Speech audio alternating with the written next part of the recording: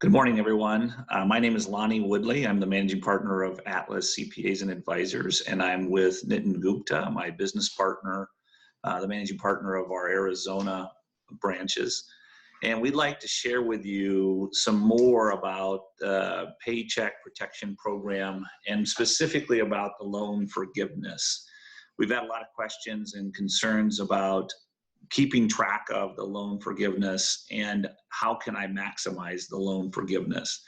And we're here to tell you that there are specific rules that you should follow, and we'll go over some of those now. First thing though we want to tell you is that obviously this is not legal advice, and as you know, things are changing fluently. So please consult your advisor at Atlas to help you with what we determine to be the final rules. Most of them are out, but there's still some interpretation that we know is going to get clarified as we go through this process. Our agenda for today is we'll do some introductions, and then we'll go through some loan forgiveness calculations. Then there are some potential reductions that you have to look at from a loan forgiveness standpoint.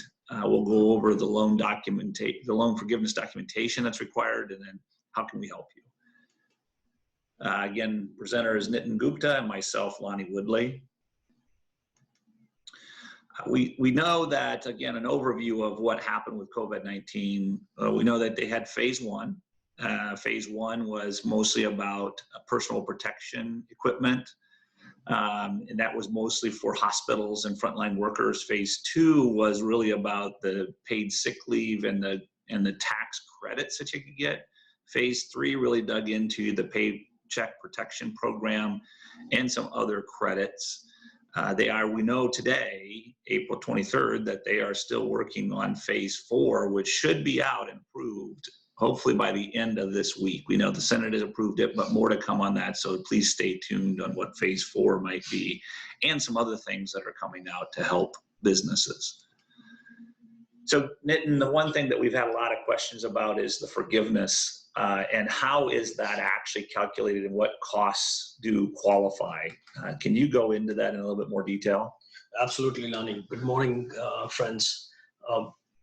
As for the loan forgiveness calculations, the period that the loan forgiveness calculation would cover is the 8-week period after the funding has been obtained. So you get your funding and then you start counting your 8 weeks during which you have to utilize the loan funds on what's called qualifying expenses.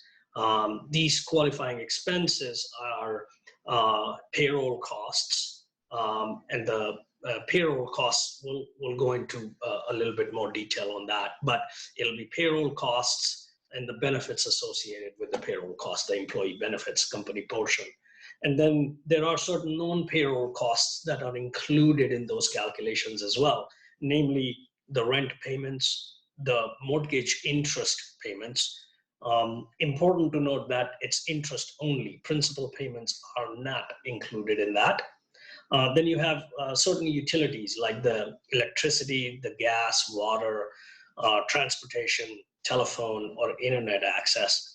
Transportation would be like for company vehicles that employees may drive around, like a construction company, and you have a fleet of trucks that the employees drive around from work to jobs. That would be covered.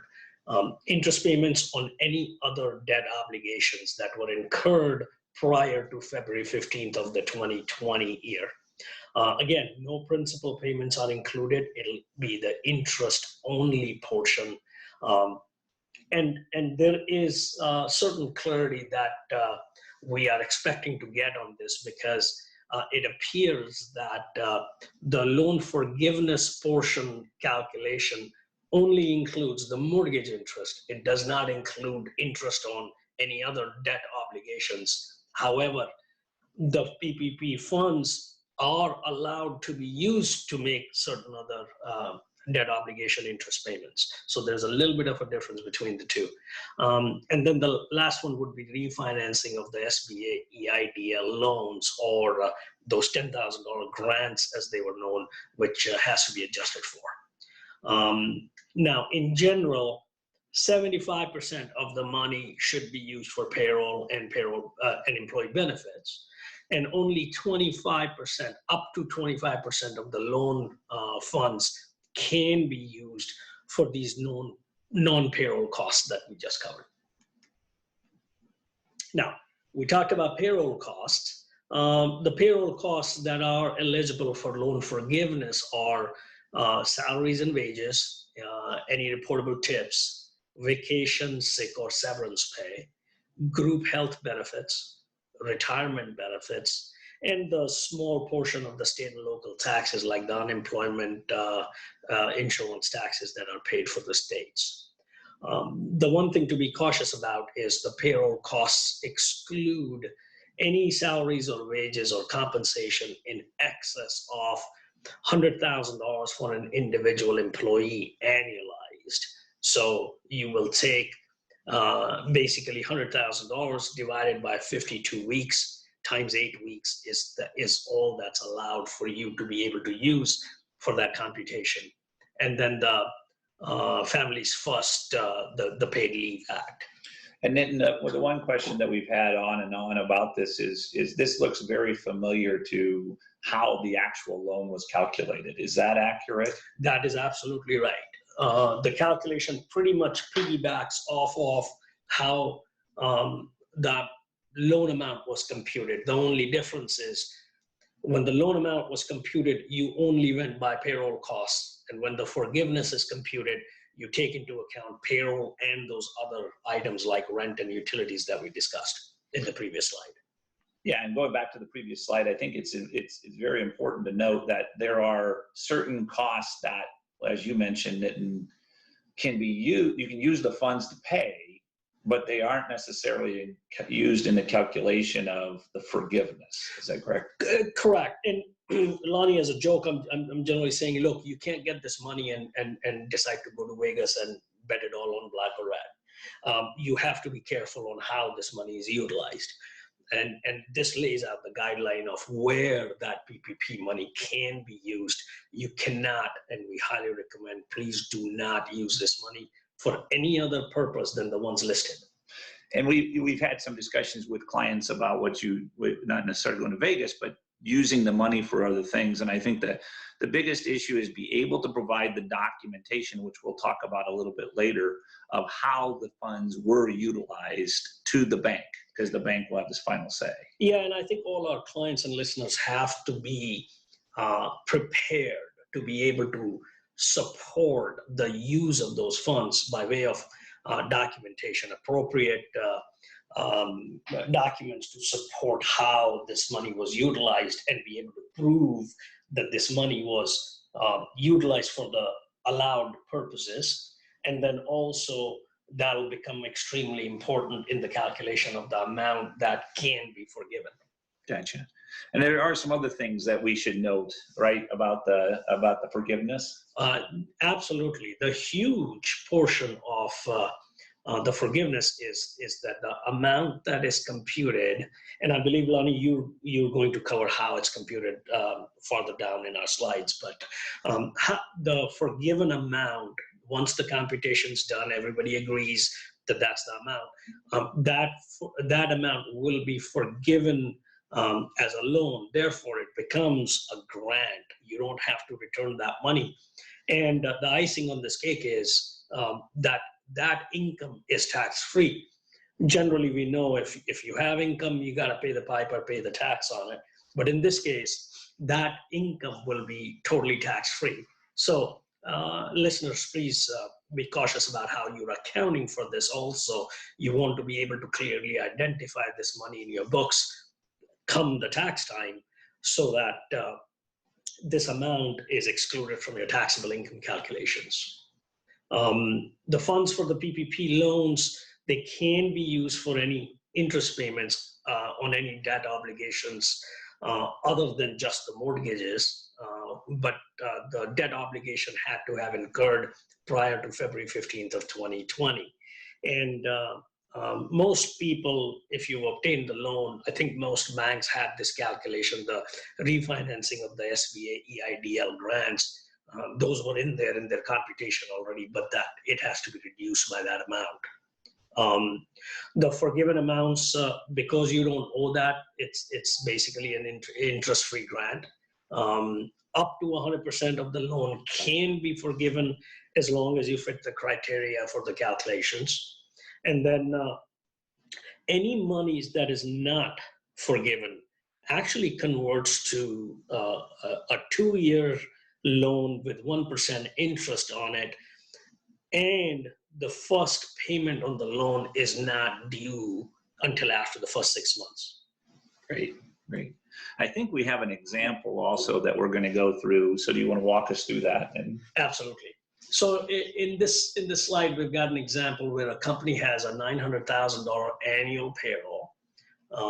The eligible loan in this case is $187,500. The way that we compute that is you take your $900,000 payroll divided by 12 times 2.5, and then you take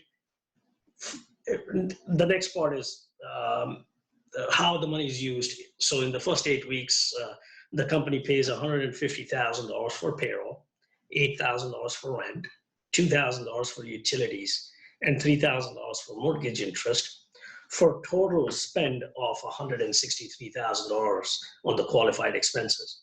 So in this case, the loan forgiveness will be $163,000.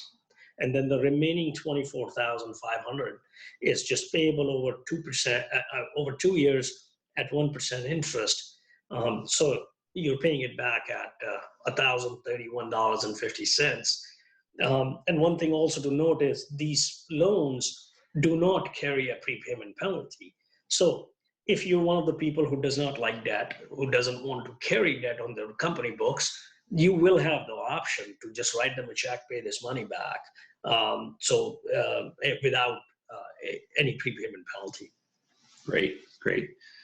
So, Lonnie, we've discussed getting the money, spending the money, and how it would be, what would happen with the money that's not spent or not in the forgivable portion. But a big question on everybody's mind is, how is the forgiveness calculated? Can you help us with that, please? Yeah, I mean, the forgiveness is actually calculated the way that we just disclosed, but there are some items that are some specific activities that could reduce the amount of the forgiveness. So after you've calculated the forgiveness, and like in our previous slide, the forgiveness is $163,000. That it doesn't stop there. We actually now need to look at what happened to the head count or full-time equivalents, and what happened to individual employees' wages over that first 8-week period after the loan is originated. So the first one is head count, and they do refer to this as full-time equivalents. It's not clear how full-time equivalents is calculated, whether it's the 30 hours that was used in a previous act or if it's the 40 hours. So that needs some clarity yet, but once that's been clarified, you have to look at the average number of full-time equivalents during the first 8-week period after the loans originated, compare it to the average number prior to the COVID issue. So what they're looking for is if you have a full-time equivalent number that has went down, then you're required to reduce your loan forgiveness by that factor, which is a percentage. And the percentage is calculated by these slides. The one thing to keep in mind is there are ways to completely avoid any reduction, and that is to really restore your full-time equivalents by June 30th of 2020. I think that one note to keep in mind too is they are giving us some option periods for the denominator in this calculator, and it really is the full-time equivalents between February 15th and June 30th, or between January 1st and February 29th for the denominator. And so Lonnie, June, we're talking about June employees through June 30th. A lot of the people already got the money. Their 8 weeks period is going to be over well before June 30th hits. Any thoughts on how that works? the forgiveness, what's going to happen is that we as companies, yourself, and various other companies have to provide data to the banks in the form of documentation that we'll discuss later. And the banks then will have, I believe that they set a 60-day period after that. Well, it's trying to allot for time periods after June 30th, because the approval of the forgiveness probably will not happen until after June 30th. And the government does not know how long this is going to last, but they're giving people through June 30th to really determine what the impact was. So that's the date that they've picked right now. Okay, great. So one of the things we had talked about in one of our previous videos was the ability of the businesses, to the extent they had to get lay off certain people, but then they got the PPP money. They can bring those people back in order to make sure that the payroll stays consistent with the comparative periods, right? So that's still okay, right? Yes. So the biggest thing right now is we've seen obviously the PPP funds get exhausted, which we're hearing that phase 4 is going to increase them again. But the issue is they've had to close, or they've had to lay off people. The hope of this program is that they can get rehired by June 30th.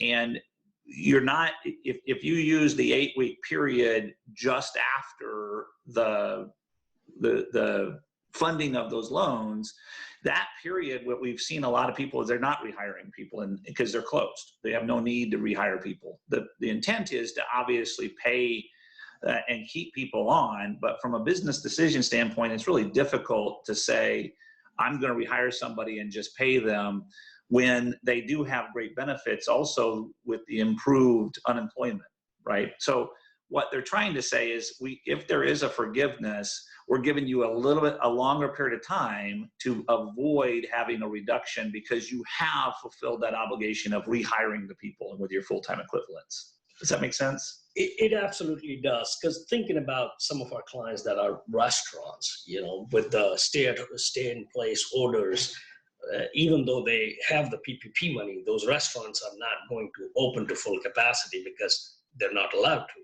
So they have the money, but they can't, short of bringing people back and just paying them to stay home, they're going to have challenges. So with the extension of this period, hopefully some of that will help, or it's not going to go in the calculation. Well, if they were to actually fulfill the obligation of rehiring the same number of full-time equivalents by June 30th, this calculation won't matter. However, if they do rehire them and this calculation comes into play, they just don't get to the full-time equivalents, they have the ability to, at least if they rehire them, a portion of them in June, it will be included in the average for the denominator of this number. But this one specifically relates to the body count. That's the right. Number of people. Okay, great. Full-time equivalents. And again, if you have part-time people, let's make an assumption that 40 hours is that mark. We don't know that for sure, but let's make that assumption. If you have two 20-hour people, you add them together, you get one full-time equivalent. But it's the same way as it was prior to the COVID issue. So the counting of the full-time equivalents stays consistent. Okay, thank you. And the biggest thing here is that what we want to do is encourage everybody, hopefully, to get back to that number by June 30th. And they don't say that it's got to be the exact same people. They don't say that it's just a number and it's a body count. And I think if you can get there, that's what they're encouraging with the whole June 30th date.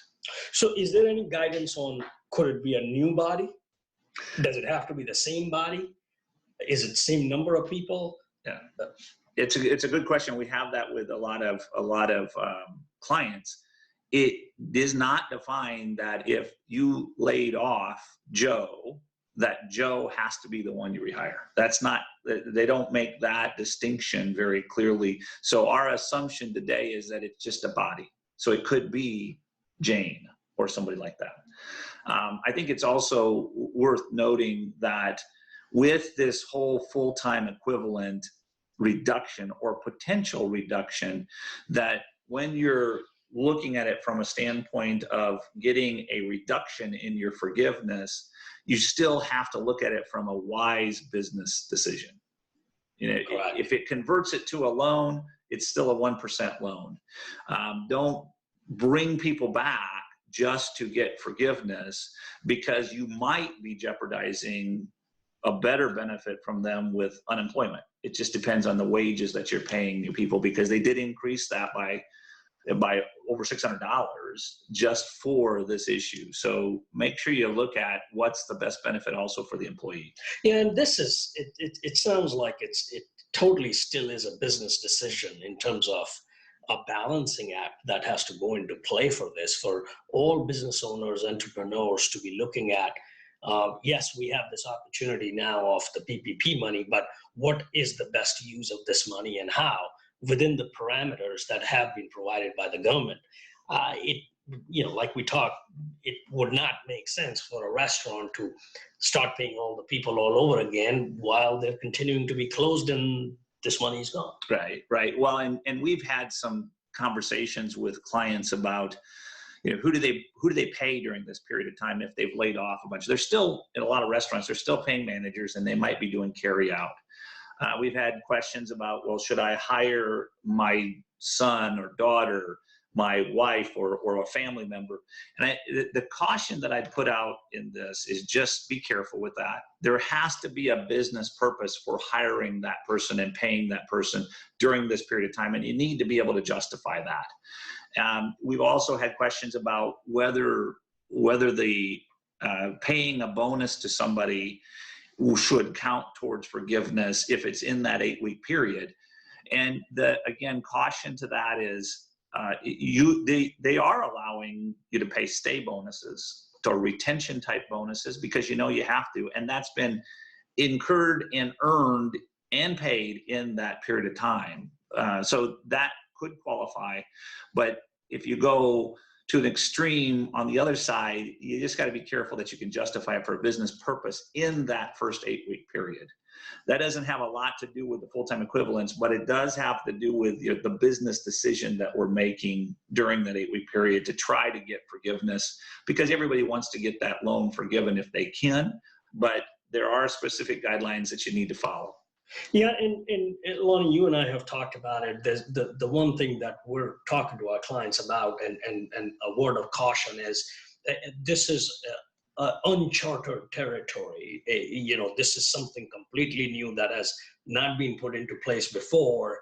And we're asking everybody to please exercise caution over creativity. Right. It's important to be cautious about it. Better be safe than sorry. Because you do not want to get on the bad side of SBA on this one. Right, and that's a discussion that we constantly have, because people are trying to get creative with the reduction. And it even involves rent and utility payments. Can I pay them in advance? The caution I have there is they really need to be in that 8-week period that you actually incurred them. So, and a lot of times rent payments are incurred at the beginning of the month. Well, just be cautious about how many days of that month are in there and what you do actually count for forgiveness. But the definition of that, the clarity of that, is still incurred and paid, or incurred or paid. And I don't think there's as much clarity around that as we'd like to see, but we expect more to come out. So one example there would be, and I did have this discussion, in a lot of the cases with our clients, our clients own their building in a different entity that their business operates out of, under a different operating entity. So I can't just pay the next 6 months worth of rent in the next 8-week period to my related entity and expect for it to be included in the forgiveness, right? That's correct. Yeah, I would be cautious of that.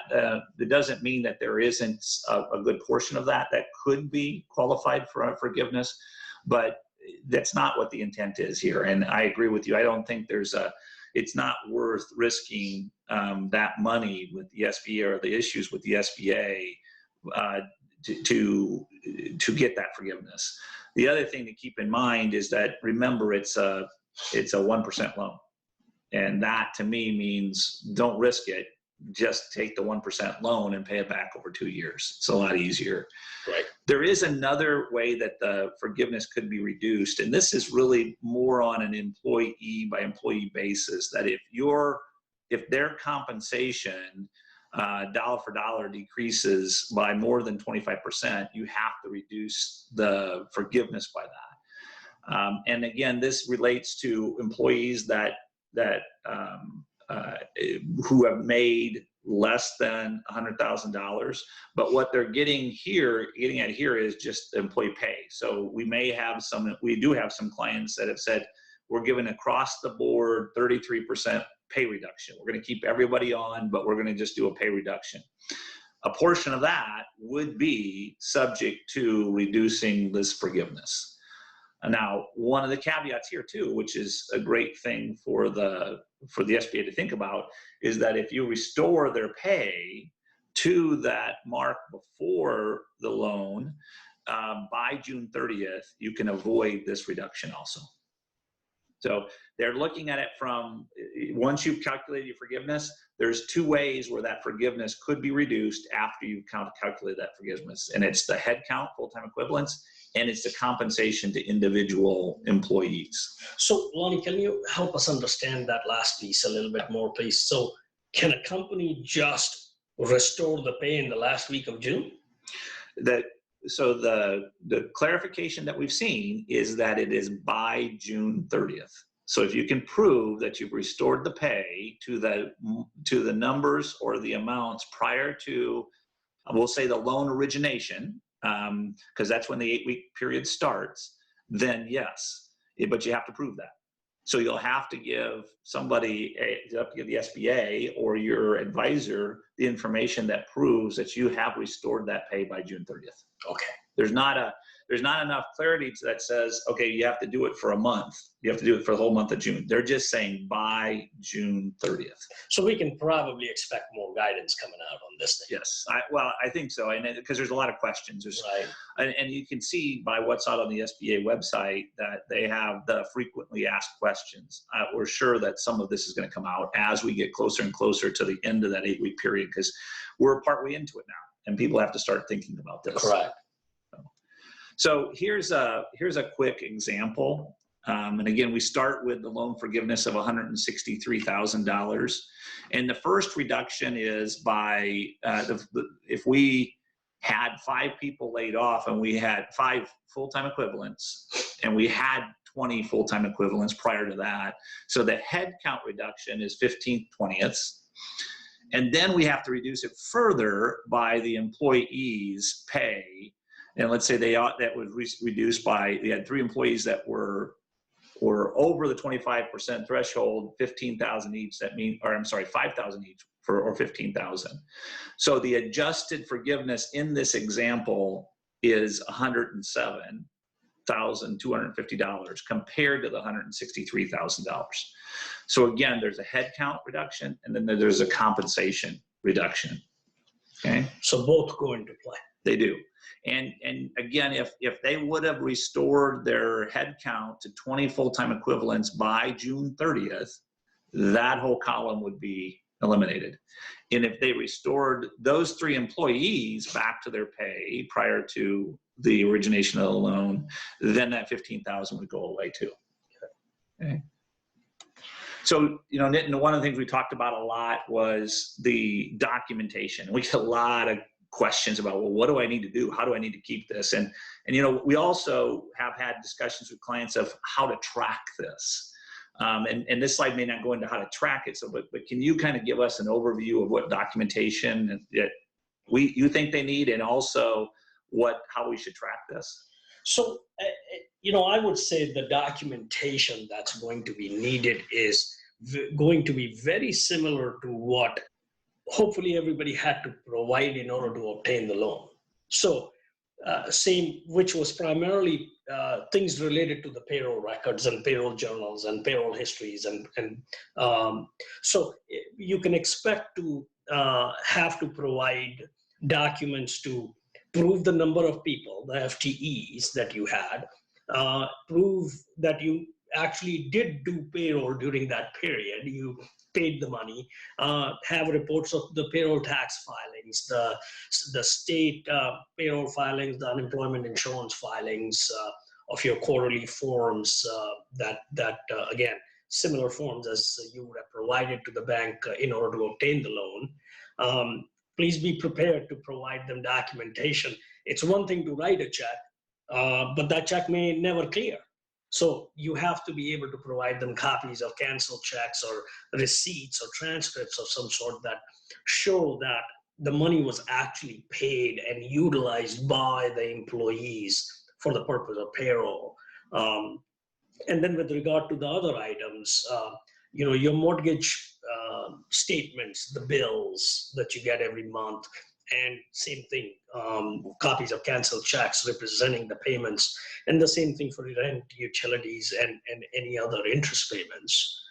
Because one of the things is, you not only have to provide this documentation to the bank in order for them to do the computation of the forgiveness, you also have to provide certifications, which I think you have to sign under penalties of perjury, that the documents are true and correct, and then all of the forgiveness relates to the specific items that are the qualified items to begin with in the law. And the lender, the bank, the SBA, any of them could come back and ask you for any related items, like give us copies of bank statements due for that period that's covered. It could be anything. So be prepared for that. Well, and I think then it's worth noting that what we've experienced, and I think a lot of our listeners have experienced because they went to potentially multiple banks, but each bank may have something different that they require. Absolutely. And we've seen that as we've helped clients go through the obtaining the loan process. It seems like different banks have different requirements. Right. And I think one thing that, as you're pointing out on the certifications, is they're the same types of certifications that each client who did get a PPP loan had to sign off also. And what I think they're really concerned about, they being the SBA, is just making sure that the owners are being truthful and they are using the money according to what it's intended for. And they're not, SBA is, yes, they can come back, and there are laws that if you didn't do that and you actually signed off and it wasn't truthful, they can come back to the owner and the company to require repayment of some sort. Correct. And there are other provisions in terms of penalizing, the borrowers that, they could have truly made a mistake in their calculation. And we're hearing of cases where everybody was trying to do this in a rush to get in front of the banks to get in, because everybody suspected this money is going to be gone pretty quickly. So banks did not have the bandwidth to check every number, look at every supporting document. So we've seen cases where the loan was processed, and now when they were going back looking at it, they realized that, they misunderstood and they included the mortgage principal balance in the loan calculation also. Mm-hmm. So they went back, and we've seen cases where they've paid the funds back. Because the reality is, if it's not correct, it'll become a loan. It's not going to become a grant. So you got to pay it back anyway. Right. You might as well pay it back now. Right. Go back and double check your calculations that you submitted to the bank in order to obtain that loan. And to the extent you find an error in it, it's okay. Give the money back, please. Well, and it is safe to say, I think, that we've had a lot of clients, they're concerned about the documentation that's required for this forgiveness, and they want to be prepared for it. But it's fairly safe to say, I think, Nitin, that if you're operating the business with your standard procedures of maintaining documents for expenses, maintaining documents for various things within your accounting system, it all should be there. Exactly. It's paperwork required in the normal course of your business anyway. It's not asking for anything extra. It's all the paperwork that's required in the normal course of your business anyway. You should always have a proof of payment and an invoice or a receipt to support any item anyway, which the IRS would require you to have in case of an IRS audit. So it's documentation that you maintain. It's just a matter of, like Lonnie mentioned earlier, how to track it. It's a matter of making sure that you're tracking it in the best appropriate manner, so that it is easier for you to be able to provide that documentation and support, whether it be to the bank or the SBA or maybe nobody. Banks in reality are not going to have the bandwidth to go back and audit all the documentation for each one of the borrowers. So what will happen? We have yet to see and see what kind of requests they get. But in terms of tracking, whatever works for you in the type of accounting system that you're utilizing. One of the things we've talked about is if you're utilizing QuickBooks, you may be able to do sub-accounts. You may even be able to do classes that you can use, assign a PPP class for every item that goes in and out.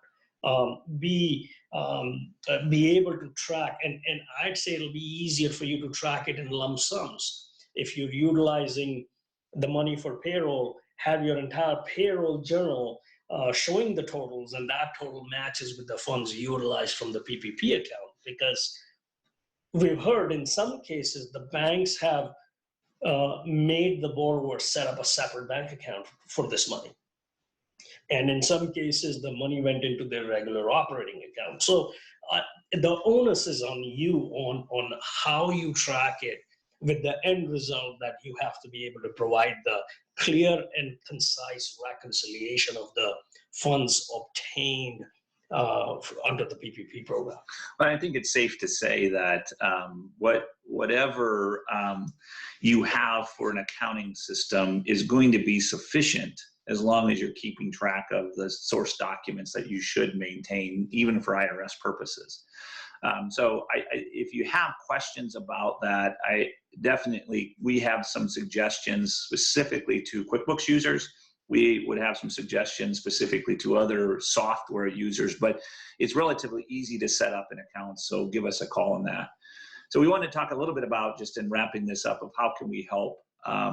Obviously, understanding the planning, it's very important that you're going to use the money according to its purpose, track the payments, do a calculation on, and most of the ones we've helped with, we did an estimate of the forgiveness calculation.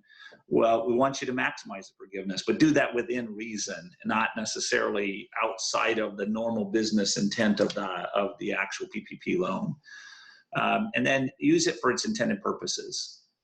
We will keep you up to date on the change of laws because we know it's going to happen. So please stay tuned to our emails over the next several days. We believe phase 4 is going to get approved, and there'll be more PPP funds available, but there'll be other things also for clients that didn't qualify for PPP. So we appreciate your time. We really thank you for the opportunity to present this, and feel free to give any of the partners or managers or people in the Atlas offices a call for more clarity. Thank you.